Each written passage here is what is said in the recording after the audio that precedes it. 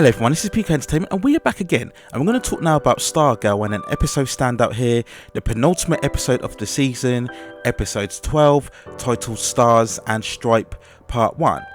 So I will be going into spoilers when talking about this episode, so if you haven't seen this episode yet, I advise you stop watching this video now, go back, catch up with the episode, and then come back and join this review.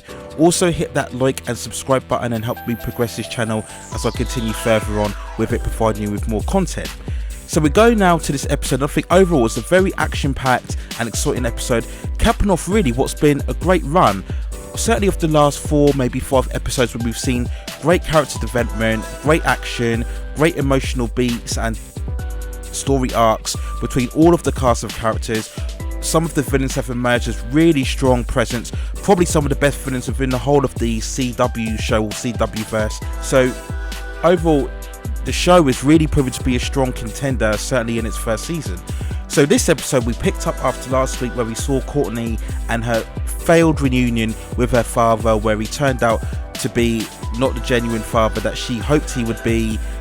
She was very depressed because she felt she didn't have the divine right to attain the cosmic staff, where she had to rediscover her connection with the cosmic staff along with Pat and Barbara. And we had that great revolving scene where the staff re-acknowledged her role as the Stargirl, and that was a great powerful moment, I think, overall in the season. We also had the final revelation of the ISA's plan and the Project America, and we had the final scene of that episode where we saw the countdown, the ticking down of the Project America before it took place. We also had the other development that Icicle had discovered that Barbara was investigating him, so he gave the order to Brainwave in order to eliminate the whole family.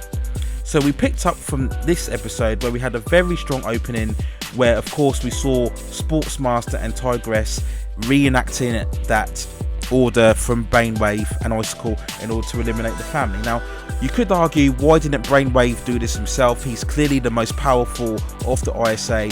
He could have easily eliminated them all with his mental powers. Why did he have to send Sportsmaster and Tigress? But we had 2 fights here, one between Pat and Sportsmaster and Tigress and Courtney, and this was great, particularly the one between Pat and Sportsmaster. This was quite an intense fight encounter that we had on here, and it was great because it was good that they didn't make Pat overly powered, but at the same time they showed that, you know, he can handle himself, he can throw a punch or two, he can take a punch or two, and that was great to see that they made him, you know, a bit more competent physically. And I think for me, Pat has probably been the strongest character of the whole show. He's really the anchor of the show. He's the heart and soul and the heartbeat that drives the show through. So the fight between Courtney and Tigress as well was very well executed, very well powerful. And again, Barbara, she had a hand in that fight as well, just like Mike did in the fight between Pat and Sportsmaster. And I think what was also great about this is that now they've established that the whole family are now involved and they know what's going on, because for a short while, particularly with Barbara, her role was really becoming distant, because as we saw with the emergence of the other Justice Society and we were discovering more about what was going on with the ISA, Barbara really felt on the hinges. She felt kind of periphery and not really that important. There was a kind of a stage where I felt, do they really need Barbara? If she doesn't really know what's going on, she's not really involved, why do they really need her? So I think it's been a good decision from the writers to have Barbara knowing now, so it brings her back fully involved. And the same with Mike now, he's fully involved, and maybe season 2 will see him discover some sort of super ability or superpower.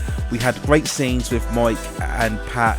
Again, Pat just realizing that he should have told him sooner, and again, that's just underlined the heart and soul of the show.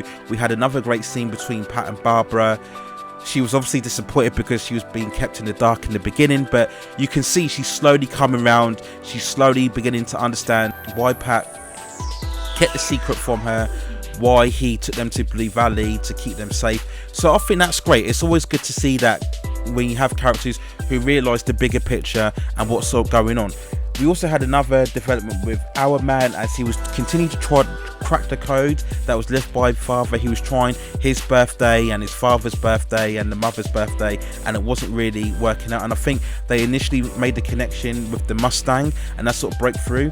And as he found the code, they were able to find out the ISA's locations and what they were really trying to do, and the device that they were using to reenact Project America.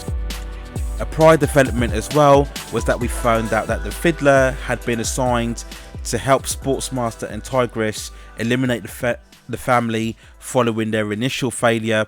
And this was a strange scene here because we had the preceding moment where we saw the Fiddler talking to her son, and we got some backstory that the father was getting picked on because of his use of the Fiddler, and we had the son also remarking on the fact that kids were bullying him at school, and the mother stated that the father dealt with this problem by putting the Fiddler through one of the bullies. So again, this is set up, I think, for season 2, and it's clear, I think, that we're going to get a younger version or some younger alternatives from the Injustice Society to combat the younger heroes. So I think this is another setup as what we're going to see from season 2, and that was really confirmed when we saw the fact that the Fiddler, in a conversation with Sportsmaster and Tigress, she was remarking on the fact that they were bad parents and she was there to help them finish off the job.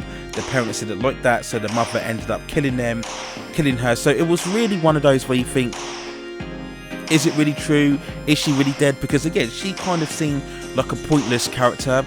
Along with Sportsmaster and Tigress, I've remarked before how strong the villains have been, but they've really been caricatures at this point. But they've been kept around, so we killed the Fiddler as well. So I'm kind of thinking, oh, maybe that's the end of her. And as I said, they're going to set up her son to be the Fiddler villain for season 2.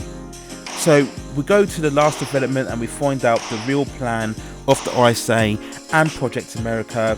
Many people have remarked to the fact that yes, they're kind of using a device very similar to the Cerebro device that's used in X-Men. If you don't know, that's essentially the device that Professor X used, that he can tap into multiple people and dig into their mental abilities. So that's what they want to use here, and the overall task is that they want to take control of all the adults. They discovered that over 100 million, I think, are going to be affected, and they want to take control of the adults because obviously the adults are going to have the most authority and the highest position within the world. So if they can control the adults, that's when they can put their play into place.